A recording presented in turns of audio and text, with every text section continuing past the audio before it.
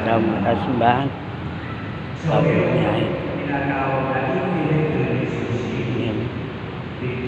Simbang na tayo. At kayo din ba ang nais ng maraming verses sa ating kaugnayan sa kanya? Sinasabi ni Jesus na kung nais natin maging iibig sa kanya, ayaw magsunod sa kanyang mga utos.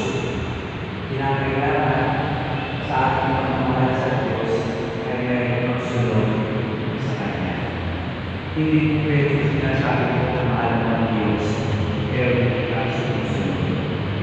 Kaya ang ginagawa niya sa akin ang aking banal na Ebanghelyo ay yung iniutulong ni Jesus na patunayan ang ating pagmamahal sa Kanya sa pamagitan ng ating pagmamahal sa ating kapwa-tao.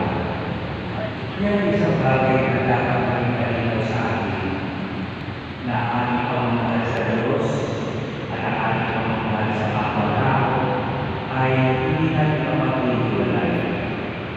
Hindi natin pwede sabihin na tayo ay nagmamahal sa Diyos dahil tayo nagsisimba, nagmamahal, tumatanaw ng mga sakramento, pero